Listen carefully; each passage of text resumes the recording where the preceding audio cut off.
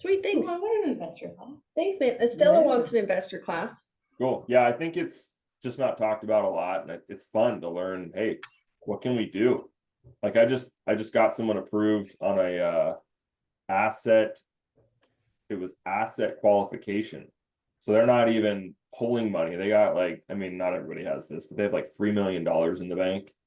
Between 401ks and stuff. They've been working. I mean, they're both in their 60s and they don't want to be contingent. So we can actually qualify them and create income off their assets. And their income ends up being like 40 grand a month because you only have to divide it over 60 months and then they qualify and they don't have to be contingent. So there's like all sorts of cool things that people can do. I need a class on how to get money. I can teach you that. I'm gonna be balling in like 10 years. I'm just saying. I can teach you how to I make all don't the have money. 10 years actually. Oh, I know. We can figure out some quick things. But that's when it's risky business. Yeah. But- Casinos don't work for me. Yeah. Yeah, she's an anomaly, okay?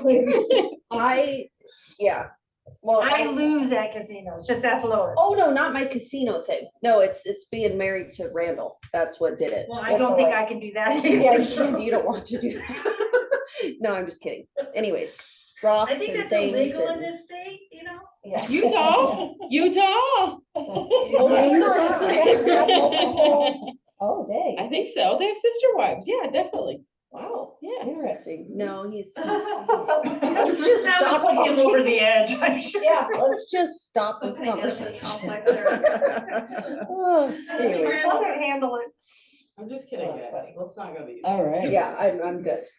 Well, thanks, Michael. Sorry, Michael. I'm glad Yep. my. No, you're good. You're good. Have a good day, Love you, everyone. Michael. If you have any questions. Love you so much. All right, see ya. You're the best. You're the best. She didn't say it back. Love you too. Oh, you know how to get the ladies going. All right. Okay, so you left too soon. Sure. Oh, share Down the bottom green. Click on the green. the green. Oh, right there. Yep. And then share at the bottom. Just leave it where it is Oh, and share. Yep. And then you can hit cancel on that Zoom thing. Right cancel there. right there. Yeah. Okay, and I want to go here. Here we are. Yep. And then you can hit that little subtract thing to get rid of your picture. Oh, thank you. Yeah. This one? Yep. Okay, Oh, Blanca's on there too. Oh, good to know. Is there anybody else other than Maka? let's No. see. No, there's just two. So Do we you can see check it? back. All right, Yeah, so towards the end, we'll check again and see if there's anybody. I'm actually okay. writing them down this time, so we don't have to. Mhm. All right, so welcome Blanca and Zoom land. Thank you guys for coming. I really appreciate this. As I told Ashley, this is the best class that I've prepared for in ever. So, Great job. We love you, Marcia. You're the queen. so contingent sales. And when you are writing offers, you may have a buyer that wants to buy Ashley's property, but they have to sell their property.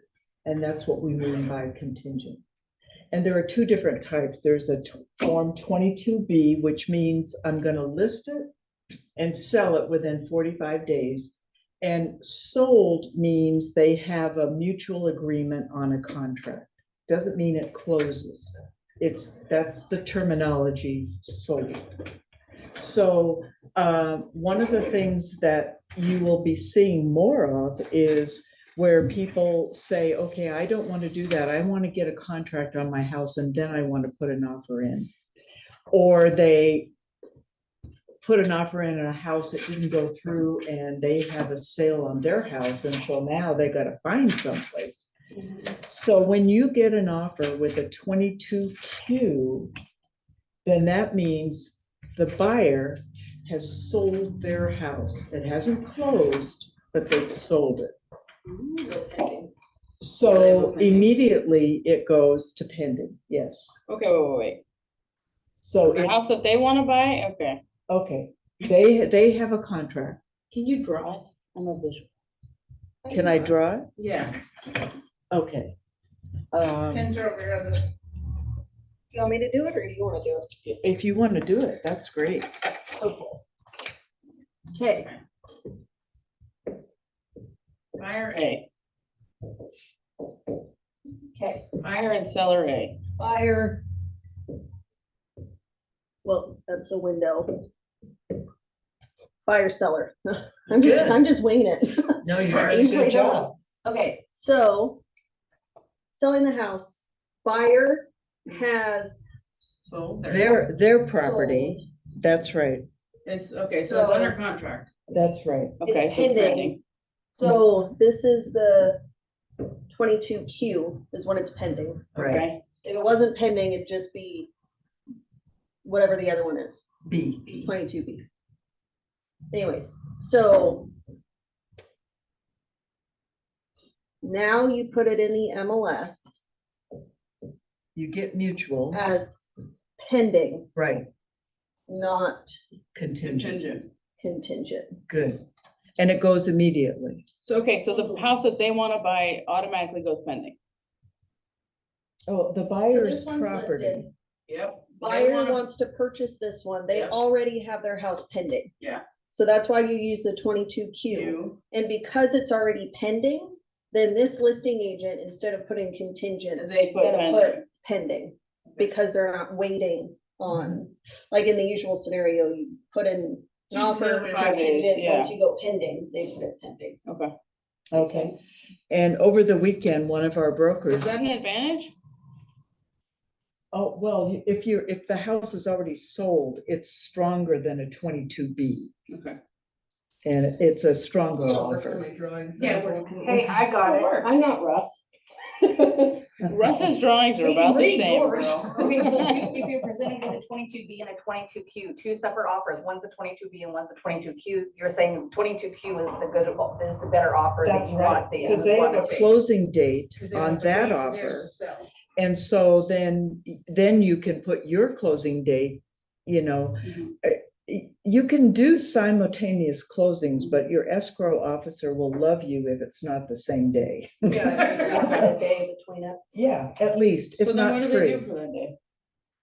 You have to make sure you negotiate to where the sellers maybe keep possession for another day unless they have somewhere else to go, because if not, they're gonna be homeless, because if you close That's why and then, yeah, so that's what I've always done. I don't know if you have another solution. Yeah, So that's just what put the nightmares are possession made of. day out. There's people end up Coming from homeless. escrow, that's what nightmares are Nightmares made of. because people end up homeless on Yeah. a simultaneous closing. If you just need to plan for, the worst case scenario is what you need to plan for, because in a perfect world, you can do a simultaneous and then 9 times out of 10 it will come off.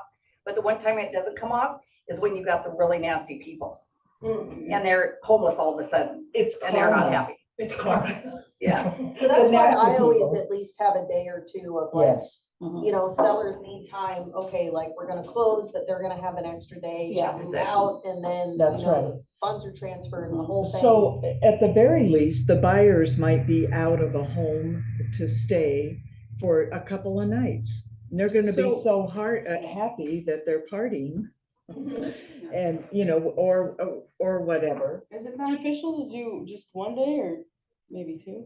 If it's the same, in my experience, what I've done, it's always been the same title and escrow company. Yeah. And then I always just email escrow or call them and be like, is this going to like ruin your life if I just do a day? But usually it's like, well, if it's not, we're waiting on another escrow company on the other side of the mountains and. And that's where it gets to be a mess, because the wires miss cutoff times is what happens. 9 times out of 10, the wires aren't gonna make it out the day that they're supposed to make it out. That's what happens a lot. So typically, then your buyer is you need to let them know they're gonna be 1 to 3 days where they're, you know, in transit.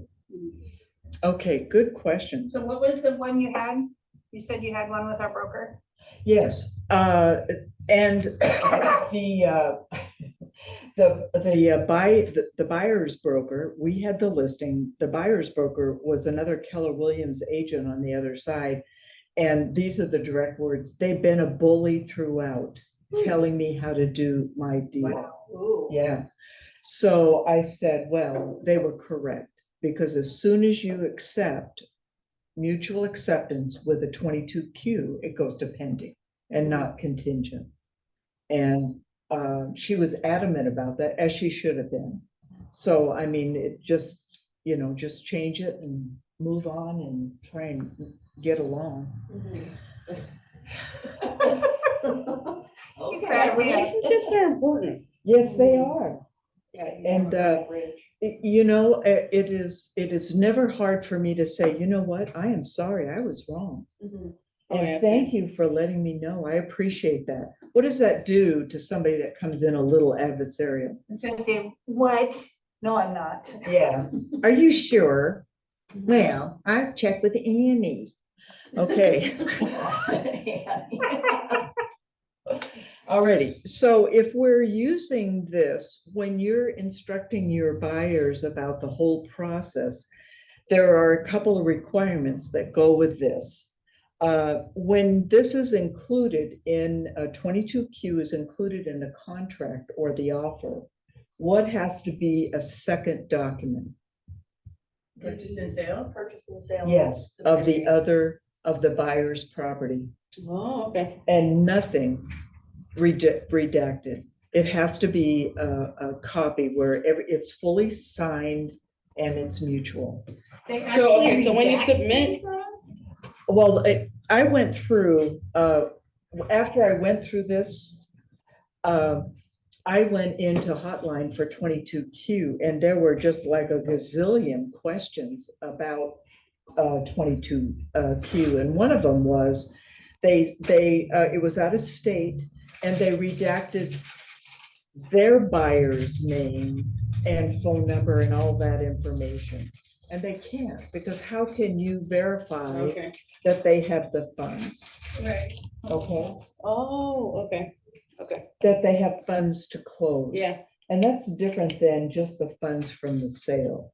So when you talk to your buyer and they are under contract, that is amazing. That's a really strong offer.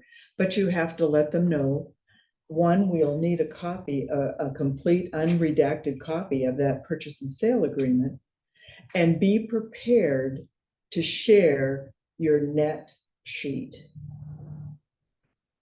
So if I own a house and I'm This is selling, just with 22Q, right? yes, Okay, so if it goes under contract, like, let's say that house is contingent and then they go under contract, the buyer's house goes under contract, do they then have to give them their purchase and sale agreement? oh, yes, when you submit this offer. And the reason for that is, I'm saying the buyer's side right now, is because, and we'll talk about this in a second, as far as the funds available. That's what's important. Can they close? So I have a house, maybe I'm selling it for $650 and I owe $450 on it. So roughly $200,000.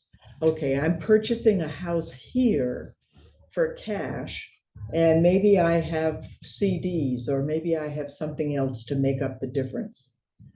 That is when you'll use a 22EF. You don't identify identical funds by two different documents. So if you see where they have number 2 on an evidence of funds checked, that means they have that money ready for them to use right now. If you go down below to number 3 and they say the sale of the home and you have a 22Q, that's really not to the standard of an attorney. And it's very ambiguous because you have two different things going there. And I'm going to add another one.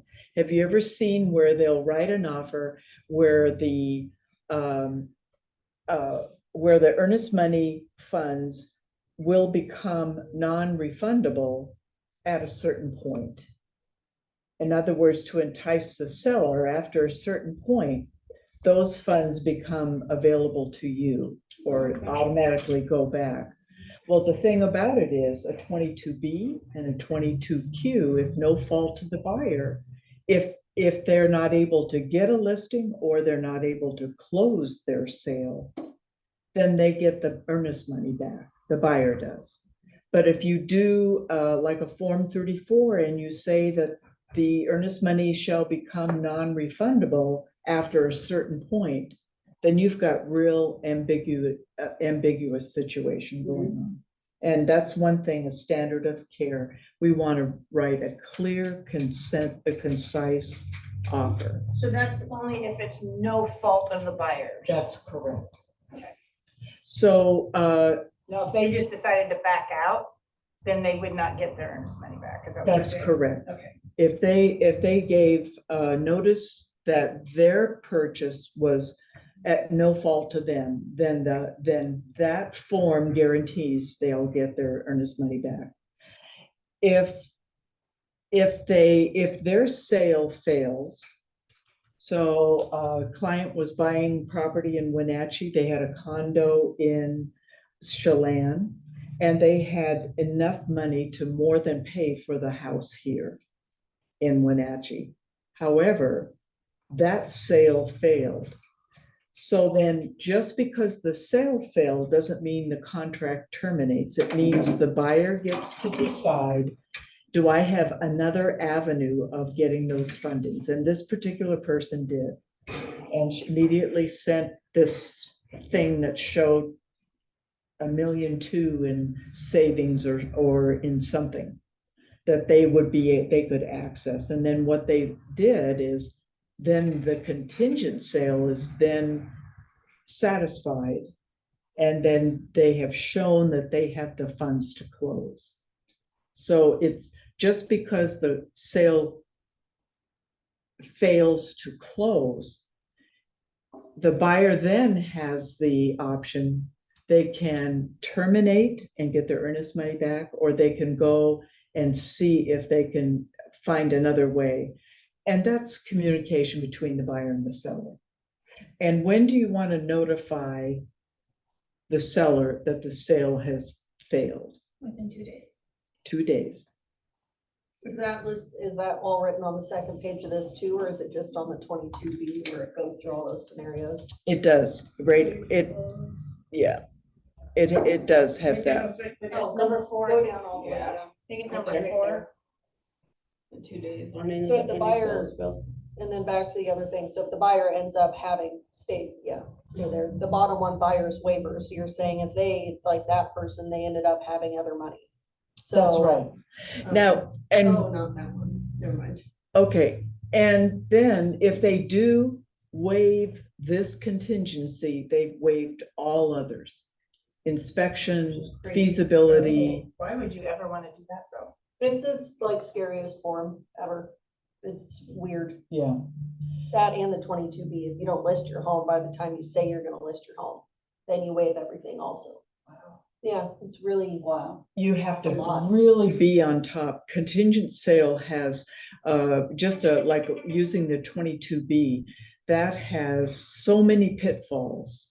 It's just like if you mind mapped it out, it would just be here, and if it does that, it does this, and if it does that, it goes there, and then it can go here, or it can, I mean, it's just, yeah, it's really crazy.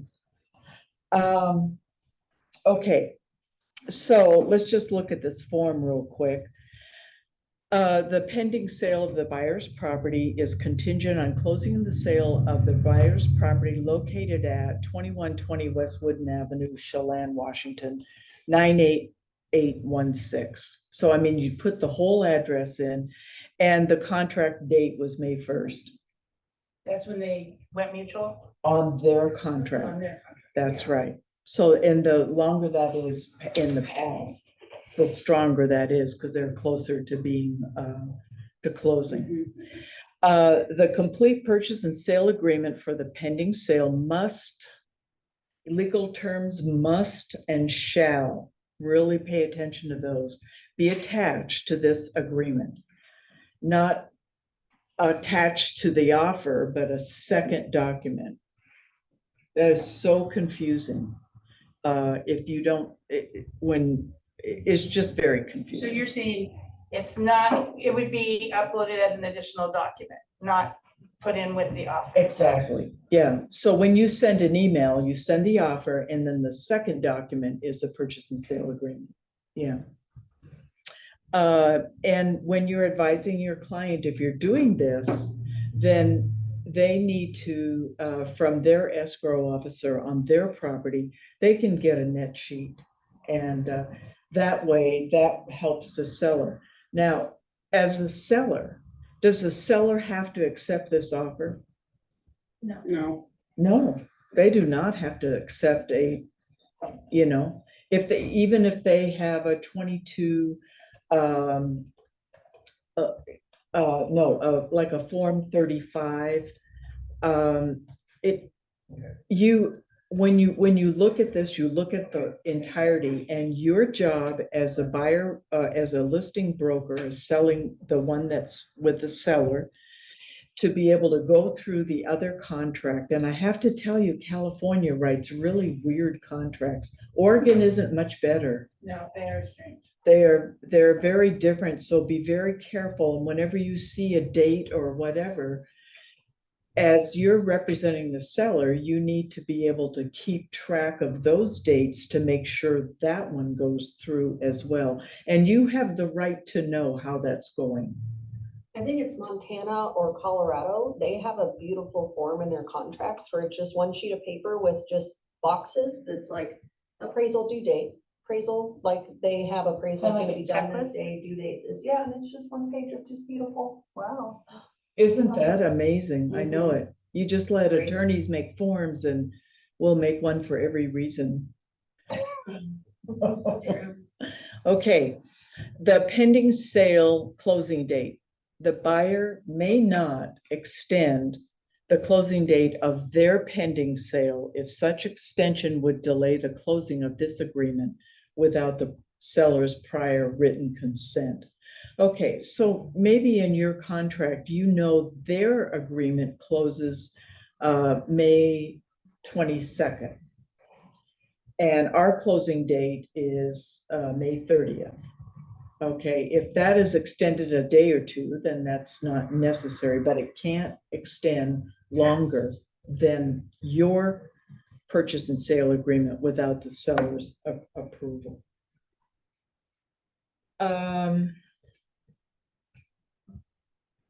So that would in fact just extend both contracts out then if it was gonna extend past and the seller goes, You would- okay, that's fine, then they would extend theirs. Yes, then you would have to extend it if those are the funds that are used to close, used at closing. Failure to close. If through no fault of the buyer, the pending sale does not timely close, the agreement shall terminate and the earnest money shall be refunded to the buyer. However, the buyer may elect to waive this contingency by providing notice to the seller of such waiver simultaneously with notice that the pending sale failed to timely close. If the buyer waives this contingency, then paragraph 5 below shall apply. And that says all other contingencies are waived. What if you're already through your inspection contingency? And you have no Stuff's been agreed others? upon and Yeah, then it's so just, stuff's gonna be fixed, Yeah. credit. And and then it's just communication between the buyer and the seller. Okay, so if that failed, but I have another remedy, but I may need a little bit more time, then that is a discussion that you have and you propose. If they're going to go like, call in Michael Maher real quick and they've already been pre-approved or whatever. But it's the whole communication thing that's really important. So they've had their inspection and there's things that need to be fixed. They've already signed, yes, I accept that and I'm gonna fix it. But now they're waiving contingencies. Does that go away too? No. That they don't have to fix anymore or they No. have to since they've already signed it? They've already signed that, and so that inspection contingency has been satisfied. When they waive this, that means they're gonna, maybe grandma is gonna come in with that extra $100,000. Well, then that needs to be verified by escrow. You just can't bring in $100,000 cash without knowing where it came from. Is that correct? Well, I mean, it has to be good funds. I mean, Yes. yeah, Yes. no cash. I was Yeah. gonna say, can it be mattress money? Yeah, you can't bring it. I mean, it has to. be cashiers or a wire. Yeah. So From- usually you can't get a cashier's check unless you deposit it into your bank account. Someone with mattress money wouldn't want to deposit it into their bank account, then it flags the IRS. Yeah. I had a guy that actually got a cashier's check from his bank without depositing money. Like he just brought like 200 grand to his bank. Yeah, They you can worked do with him that. for so long. They're like, yeah, you don't need to deposit it. Yeah, So it could have been mattress money. You can do, And I was like, Tim, you this can do that, but it's still gonna flag the IRS, because they still have to do, yeah. But Any it's- cash over $10,000 gets flagged to the Yeah. bank, you have to do a special form. but even if it doesn't go into their bank account? Yep. Because you're Oh, purchasing something with cash, so any cash transaction, if it's $10,000 and 1 penny, it has to be. filled out Oh, on see, the I thought form. he was trying to maybe not have that IRS. I thought it was look at things 'cause $10,000 it wasn't in. going I thought it was into- $9,999.99 where it doesn't. It's get anything flagged. over 10,000, Yeah. at least it used to be when I was in Yeah. the bank. so now. But we would have Yeah, people come in 10,000 with or 9,999 in like 3 or 4 different transactions trying to beat that, but no, we have to add them all together, so you still get flagged, so. Yeah. That's great. Yeah, I thought with it not going into his account that it wouldn't flag anything. And No, there- they normally just would put it in the account and hold it before they just give it, Mhm. but Yeah, they don't have to, if they trust it, then, but he still got flagged. Oh, Yeah, well, I was like, this can't, Tim, if this is mattress money. So he said that it wasn't. So I was like, long time safe, buddy. I'm not messing. I'm not messing with illegal where, things. the So federal prisons are not nice. keep buying houses though. Well, what It's- escrow's it's- concerned about is that it's Yeah. like it's ill-gotten gains, like drug money and stuff Yeah, like that. money laundering and Escrow's very stuff. concerned about Yeah. accepting anything that might be Dirty. nefarious funds, Yeah. yeah. Yeah, makes sense. Yeah, even So if what- grandma kept it in a can, it doesn't matter. You know, they The guy need to that know where buried it stuff comes in the from. backyard. He had like 10 grand and he just like had a hole that he put My it in. uncle, my dad's uncle, my great uncle, when he passed away, we found cash rolled up in the blinds in his bedroom. I mean, it was all over his Oh, I love place. that. See, Tom puts Nicole, I know $100 what to do. bills in our books. And I told all the I'm gonna go through kids. your books. Yes, I told all the kids, I said, because he forgets that they're there. And about once a year, I'll go through and maybe find 7 or 8 of them. There we go. Yeah. Christmas money. And then you go, you know, I really thought I had money in there, but, okay, and back, Well, you did. back to contingent funds. Nicole had a question that I talked over you. What's the form for if you're waiving the contingency? The notice. Yeah. what's Okay, the- they're in the 90s. And 90 C is failure to close notice of termination by the buyer. And that is in conjunction with what form? Sorry, I zoned out. 90C. Would be Any notice form, if you're terminating the transaction, then what other form has to go with that? The 50? The Oh, 50. yeah, the fifty.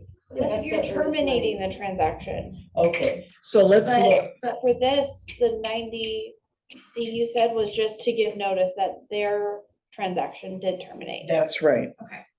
So we have 90C is the failure of to close of termination by the buyer. And then you have termination by the seller, and the seller keeps the money. So if they don't give notice, but they So the find out, 90E is if you have, it didn't close, but you've got other means to get the cash, so you then use the 90E. Is that what elect remedies mean?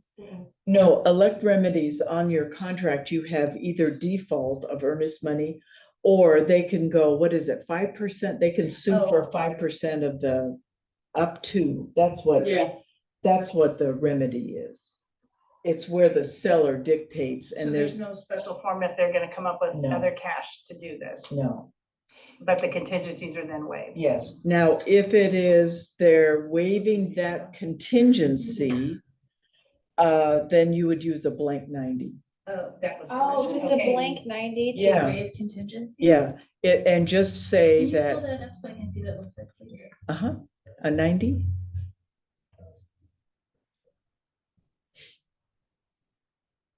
It's just blank. Oh. Here's the date between the buyer, the sellers, the address, Oh, it looks like a- and then in And then you here, put whatever notes. that's right, yeah. This is to notify that the buyer is, that the contingent sale has been waived, and that we're now proceeding to closing, Okay. or something like that, you know, something along those lines. something a little better, well-written than that. If you have a 22Q and you have a notice, and this is on the buyer side, and you have that it's terminated, so your contract for your home is terminated, do you have to use the notification that says that the sale failed to close? Or is there any other form you can use to terminate that contract? If there are any other contingencies open, then you can use like a 35R. And you don't have to give any reason. You know what Russ always said, if they get up and the sun isn't bright enough, they can terminate it. And that's why contingencies are to the benefit of the buyer always. And think about it, and it's a good thing, because as a buyer, you want to feel comfortable that you've checked everything out and you're good to go. But even if the sale failed, they can use other contingencies that they still have time. There was an interesting question where they gave a verbal notice that the buyer's property failed to close, but they never sent notice. I wouldn't think that would be binding. That's right. It's not written, and so therefore, the buyer is in default. So remember our standard of care as an attorney. We have to know these details and be really So careful. in that case, because it would be considered their fault, so they would not get their earnest money. That's back. right. If they Because they terminated, just verbally did it, Yes. not written. Okay. yes. And so then that particular question went on to be, it was like a page and a half, the question to Annie.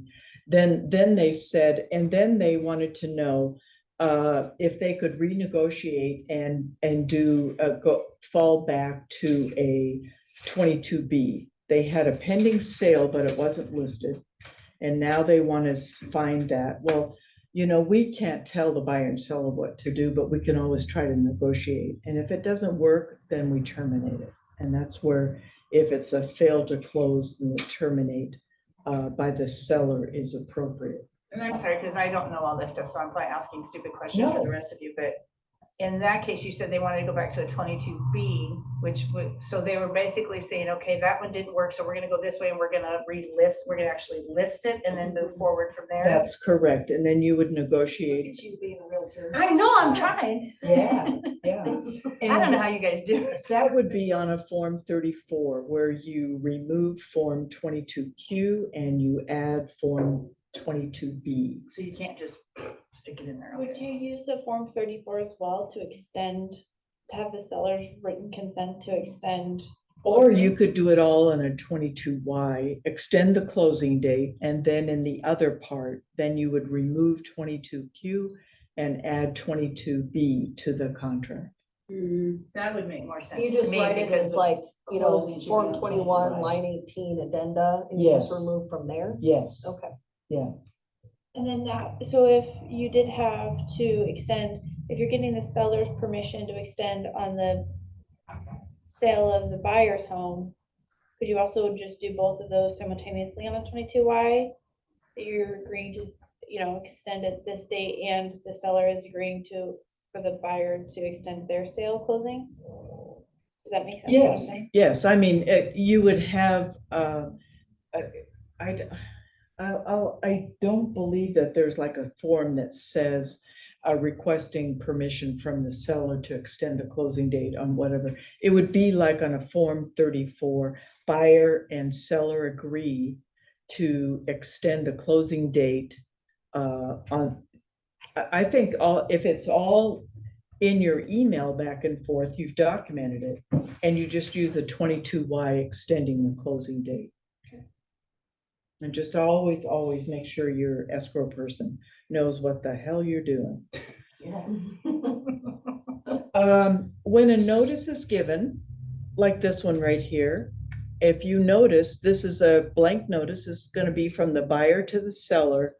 How many signatures do you need? This is just the notice, and this is the notice to terminate. Just the buyers. Wouldn't you need both? Well, no, I guess if Well, they you're just terminated terminating, it. They don't have to agree to the termination. That's It's terminating. So, but on a notice like this, it only requires one signature. So if you have two buyers, then it's good to get both. I mean, that way the wife can't come back later when they're filing for divorce and saying, well, the real estate broker, they did this without my knowledge. So it's best practice to get both signatures, but a notice. So the what- notices are only signed by buyers. For, yes, because you're giving note, oh, well, no, not really, because there are notices where the seller, like a bump clause, like a notice to close, failure to close, they do have one in here by the seller. But it only has to be that side when you give notice, and then Gotcha. Form 50 distribution, then that has to be signed around. But also for any form, you can, if you need to deliver something by a certain time frame, you can still just have one That's correct, signature to make sure you deliver it. yes. And then you can get the other one later. Yes, yeah, and that would, to me, I think that would, to protect us, that would be the best. If you use a Form 35 during a 22Q in the offer, then I just want to make sure that you understand there's no place in that Form 35 that says there has to be a physical inspection. You want to use that form, and if they've already gone through and they're, savvy, you still want to keep a few days in there so that they can go back again and look after mutual and to protect your buyer. But that's the old Russ McClellan, if you wake up and the sun's just not right, then you do, and that you would use the Form 35R. But if you just go through the house and not have any sort of professional, then you kind of lose your ability to ask for those additional 5 days. No, there's no Right. place in there that says there has to be physical. Well, it says buyers shall have additional time to obtain further evaluation for any item by a specialist. Oh, okay. In that case, yes, thank you. Well,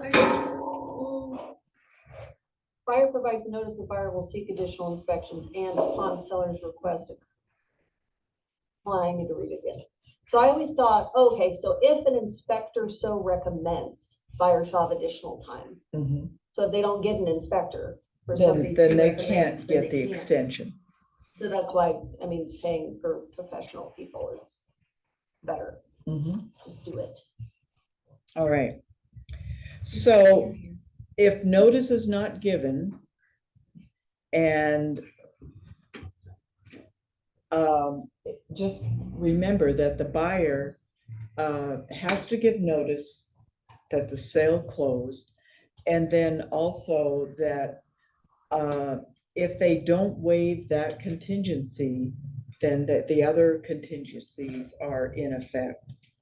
Not to be confusing, but just make sure that when they waive that, they waive them all.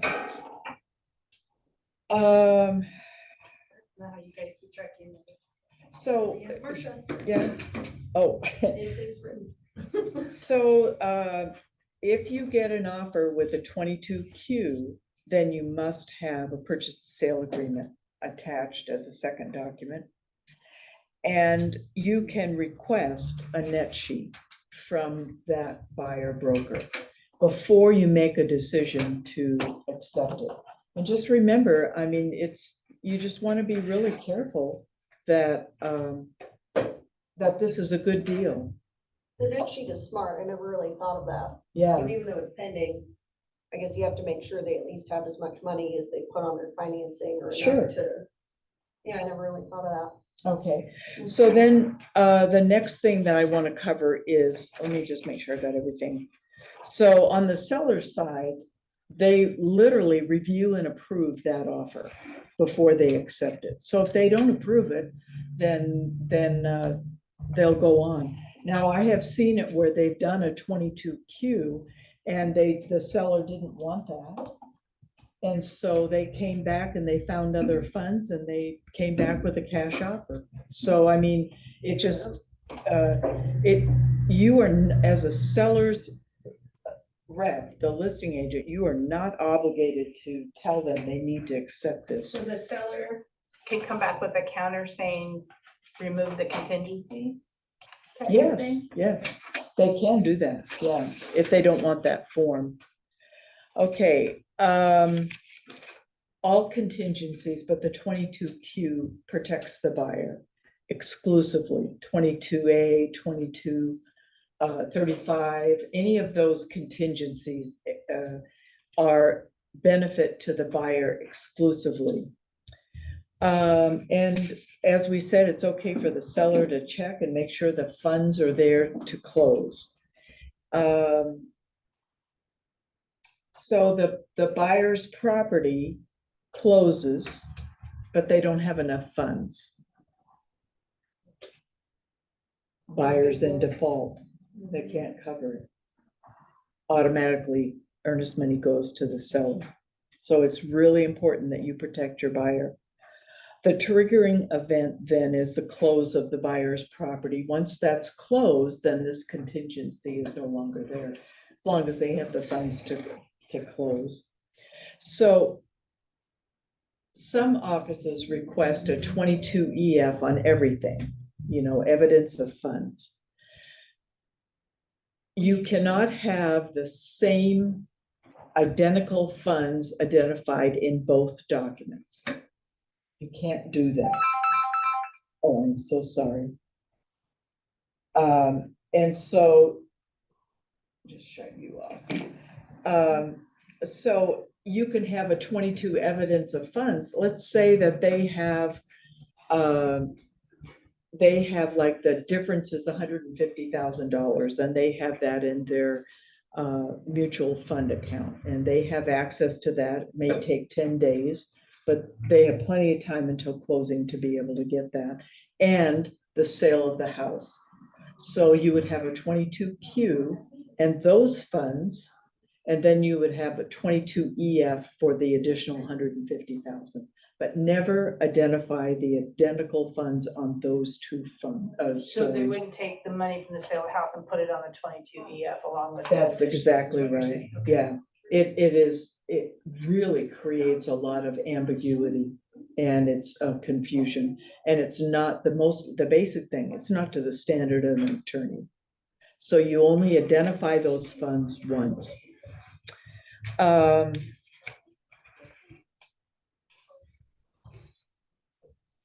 Okay, once again, the seller always has the option to reject that particular offer. Okay, so my last few notes are, what happens with a 22Q, the sale fails, can they renegotiate? We've already talked about that. Yes, anything can be renegotiated.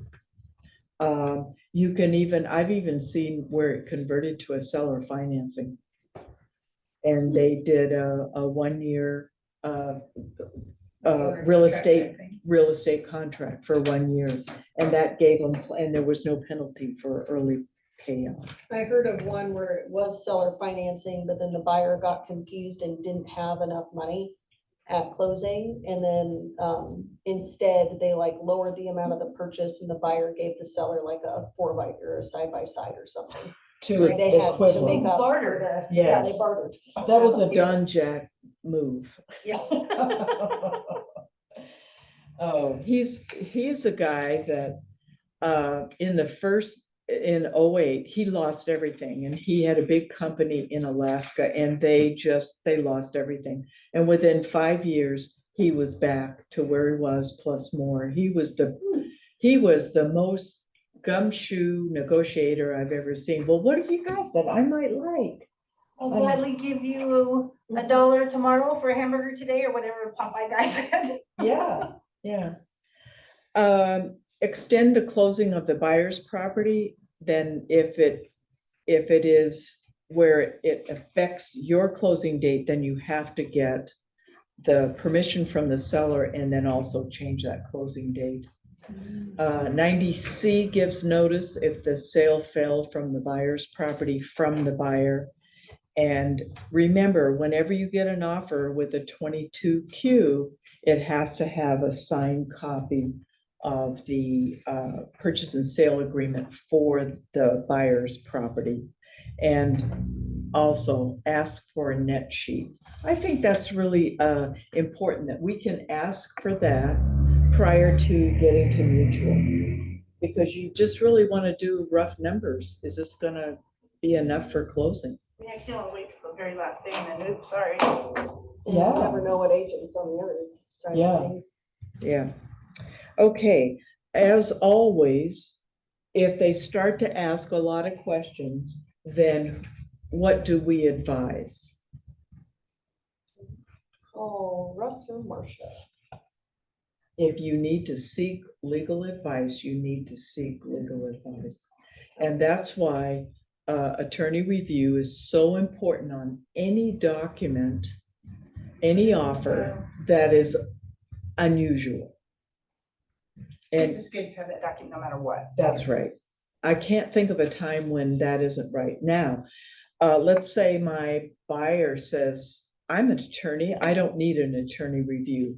Great. I'm going to send you an email and just say, as per our conversation, you have requested that I not include a 22 RA. First of all, a T needs, if it's title, T needs to be in there regardless.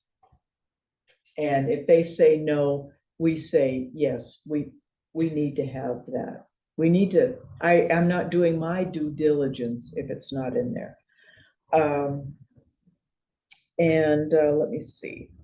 Okay, so any questions on this? Have you got it?